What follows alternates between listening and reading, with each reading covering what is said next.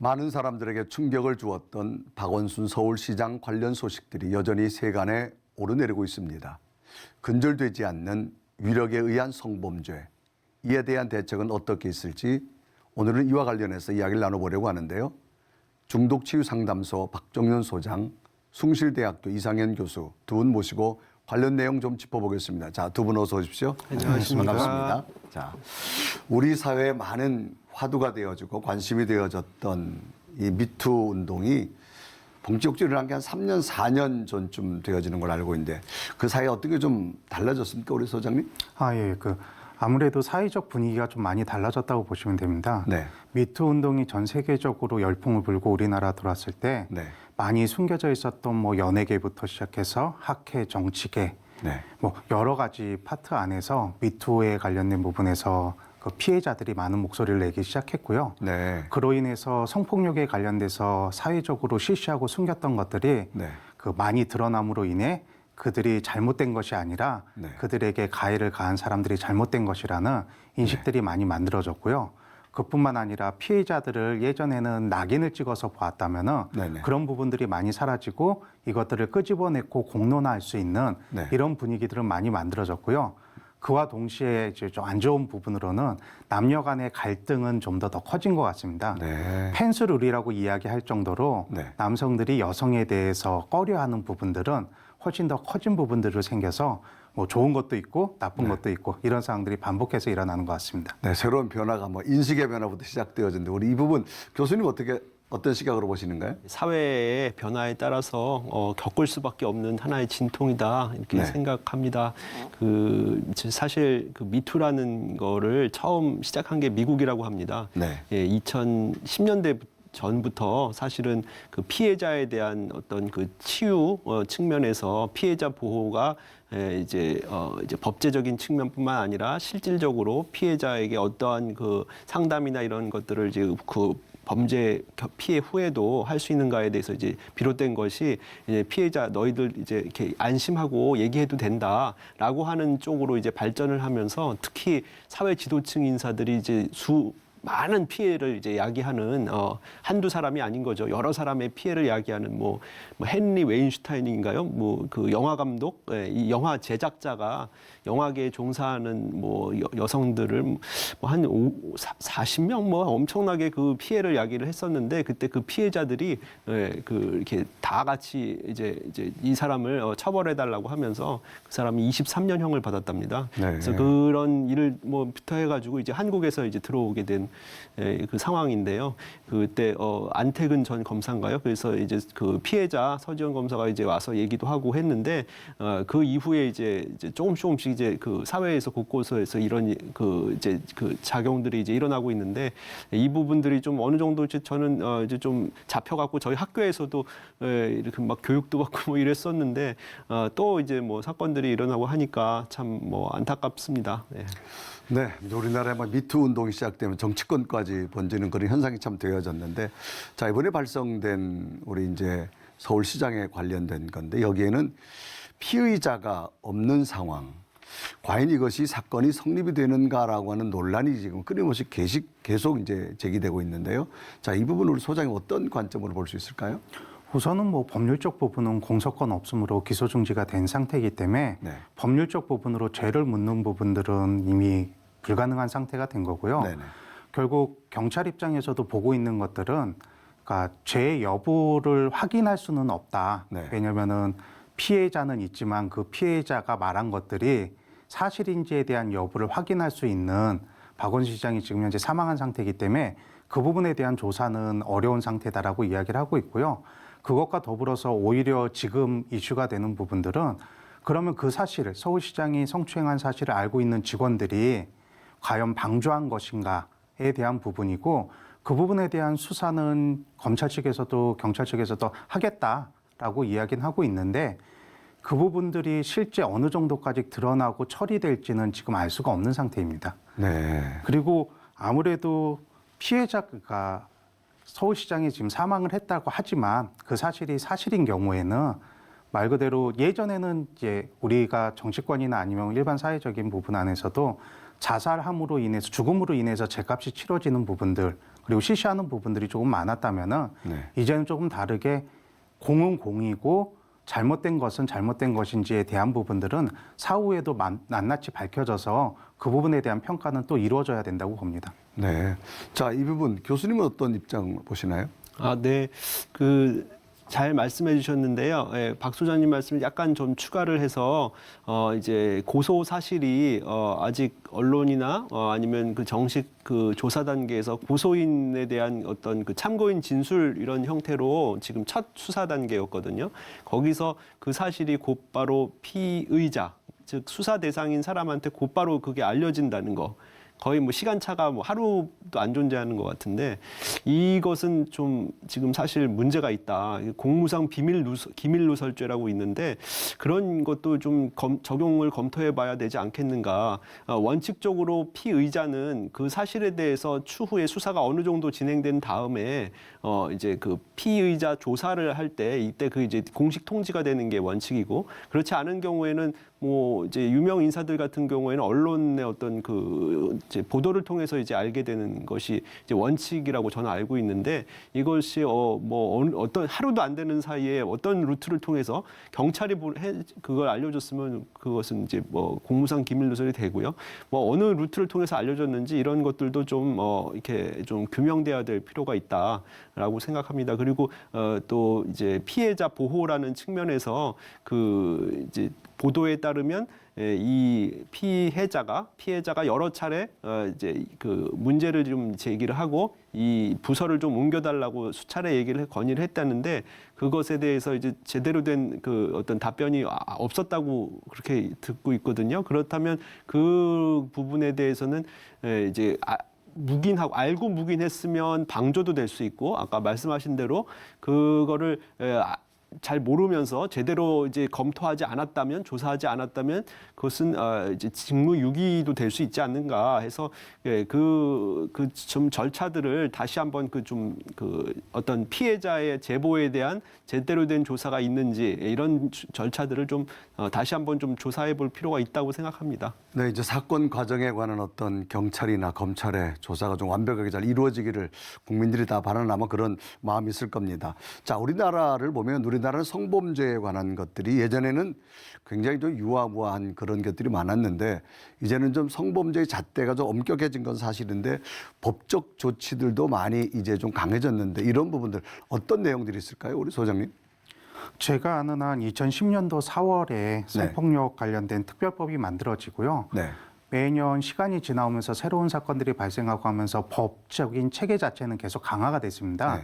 특히 이번 서울시장 사건 같은 경우는 실제 이게 증명이 됐다 그리고 피해가 드러났다면은 3년 이하의 징역이나 1,500만 원 이하의 벌금에 처해지는 네. 이런 범죄가 되는 것이고요. 지금 다른 사건에 주거침입이나 야간 주거침입 그리고 뭐 특수절도 같은 상황에서 강간이나 유사강간이 발생했을 때는 우리나라 법상으로는 최대 무기징역까지 처해지도록 네. 법이 상당히 예전에 비해 많이 강화된 것도 사실입니다. 또한 올해 같은 경우 뭐 엠번방 사건이나 다크웹 사건들을 통해서 디지털 성범죄에 관련된 형량 자체도 5년 이상 많이 늘어났고요. 그런 거에 비해서 형량은 지금 많이 늘어나고 있긴 하지만 가장 최근에 뭐 손정우 사건만 보더라도 미국에 비해서는 아직까지 현저히 그 법률적인 체계나 아니면 처벌이랑 부분들은 아직까지 많이 미흡한 상태입니다. 제가 아는 경우에는 그 피아니스트의 감독인 그 로만스키 감독 같은 경우는 이 사람도 옛날부터 많은 성범죄들, 미성년자 성범죄를 저질렀는데 결국 미국에서는 끝까지 이 사람을 추적했었고 이 사람이 스위스에서 그 평생 공로상을 받는데 그때 실제 미국 경찰이 요청에 의해서 스위스 경찰이 체포된 적이 있거든요. 그때 이분 나이가 제가 70이 넘은 걸로 알고 있었습니다. 그만큼 외국 같은 경우는 이 사람이 저지른 잘못에 대해서 끝까지 추적하고 처벌하는 것들을 기조로 가져가고 있는데 거기에 비해서 우리나라 법은 아직까지도 그런 부분들이 좀 많이 미흡한 건 사실입니다. 자, 그럼 이게 사회적인 문제가 아니라 뭐 인간이 살아가는 삶 속에는 다 공유 나타나는 현상인데 교회 안에서 이런 성범죄들이 많이 끊임없이 일어나고 있는 상황인데 우리 소장님 이 부분은 어떻게 좀 볼 수 있을까요? 가장 최근의 사건을 보면 인천 부평에 있었던 네. 청년부 목사 이미 저질렀던 네네. 10년 동안의 그 26명의 성폭력 사건을 일으켰던 그 사건을 보시면 될 것 같습니다. 이분이 전도사로 있으면서도 중고등부 대상으로 해서 10년간 26명의 아이들에게 성폭력을 행했는데 이것들이 이제 전형적인 그루밍 범죄라고 이야기하는 관계를 형성한 다음에 신뢰감을 얻고 그런 가운데서 성범죄가 일어난 사건들이거든요. 이런 것들이 일어날 수밖에 없는 구조가 되는 것 중에 하나는 아무래도 성이라고 하는 부분들에 대해서 높은 윤리의식을 갖고 있는 직업군들이 있습니다. 거기에 당연히 종교인들도 포함되고요. 법조인들부터 시작해서 엄밀하면 정치인들도 포함이 되겠죠. 이런 분들이 너무 높은 성윤리의식을 가진 상태에서 성이라고 하는 부분들을 너무 심리적으로 억누르다 보니까 그런 것에 대한 반발이 다른 쪽으로 튀어나오게 되고 그런 것들이 쉽게 자기보다 약한 사람을 성적으로 착취하는 모습의 형태로 나타나게 됩니다. 그리고 또한 이런 직업군들이 자기가 헌신을 많이 하는 일중독의 형태의 모습으로도 나타나고 그런 일중독이 기본적으로 성에 관련된 문제를 같이 양상하는 경우들이 생각보다 많이 나타나고 있습니다. 교회 안에서도 엄밀하게 말하면 성에 대해서 많은 교회들과 많은 종교인들이 성에 대한 부분에서 너무 이야기를 하지 않는 부분들 그리고 너무 억누르는 쪽으로 가다 보니까 그것들이 해결되지 못하고 그런 해결되지 못한 것들이 실질적인 문제로서 드러나는 일들이 매우 많이 일어나고 있습니다. 자, 이런 것들이 교회 안에서 일어난다. 우리 교수님 제가 이런 질문 한번 드려볼게요. 이런 것들이 교회 안에서 일어난다라고 하면 그 충격과 영향이 굉장히 큰데 법적인 조치들 어떤 게 많이 있었나요? 이제 교회에서 사건들은 이제 법적으로 이제 불거진 것들은 사실 아주 이제 심각한 사건들이 이제 주로 나타나는 것 같습니다. 네.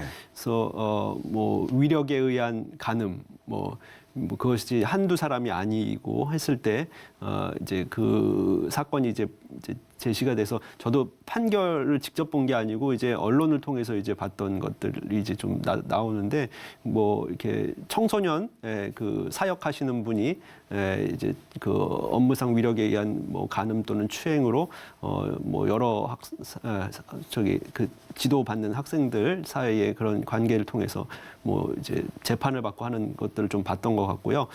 그 이제 이제 좀 성년인 경우에는 기혼 이제 그 여성 신도 성도를 대상으로 한 뭐 이런 이제 위력에 의한 추행 뭐 이런 것들도 좀 문제가 있던 것 같고 또 사실 이제 애매한 경우 이게 사실 이제 업무상 위력이라는 것은 힘이 이제 유형 또는 무형의 힘이 가해진다는 것이거든요. 상대방의 의사를 제압하고 이렇게 해야 되는데 그런지 아닌지 애매한 그런 힘이 있는 건지 그러니까 피해자는 억눌렸다고 얘기를 하기도 하지만 뭐 진짜 외부적인 폭행은 없는 뭐 이런 상황에서 이제 그 여성도에게 뭐 자기는 이제 뭐 이혼할 거다 뭐 이러면서 이제 접근해가지고 뭐 이렇게 성적인 관계를 맺고 하는 이런 일이 이제 또 발각이 돼서 교회에서 그냥 파면 조치로 끝나는 뭐 이런 이제 그런 것은 사실 모르겠어요. 이제 적극적으로 뭐 신고를 해야 될 것 같기도 한데 이제 파면으로 이제 일단락이 됐었고 또 그러니까 교회에서는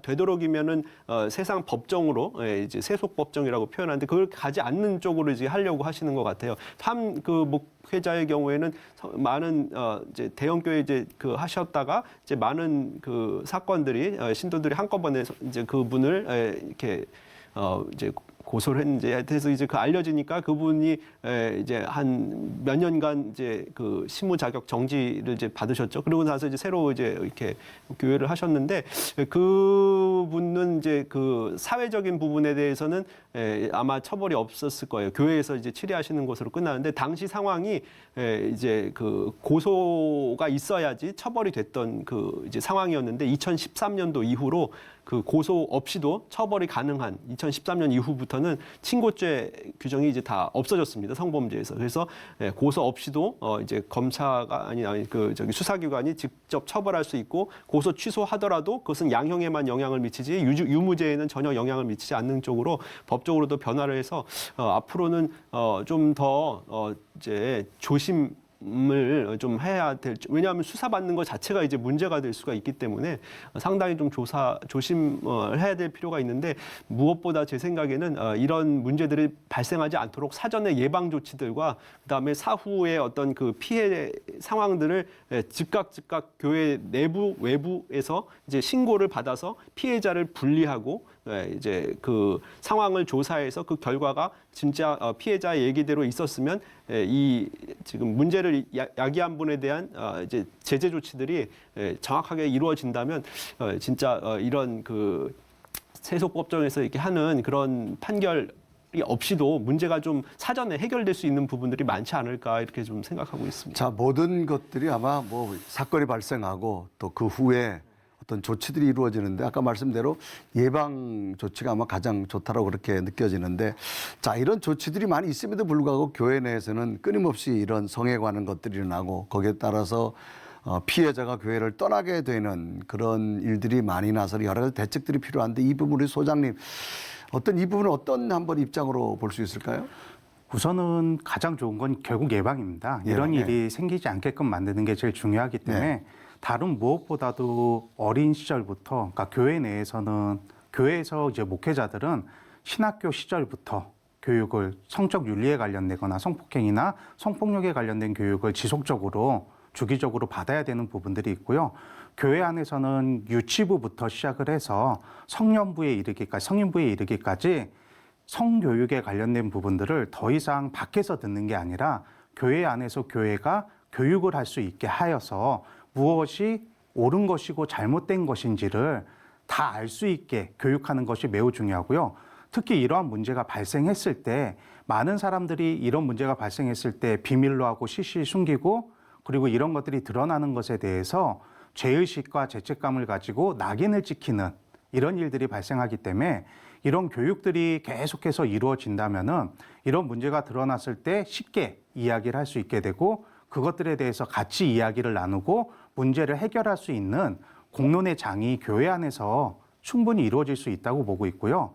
이런 것들이 체계적으로 이루어졌을 때 많이 실제 교회 안에서 이런 문제들이 훨씬 더 적게 일어날 거라고 보고 있습니다. 자, 이제 어떤 피해자가 발생하면 여기에 따른 제2차 가해라고 하는 용어들이 요즘 많이 나오거든요. 교수님, 이 부분은 어떤 관점으로 우리 좀 접근해야 될 수 있을까요? 예, 사실 그 부분도 상당히 큰 문제인 것이, 네.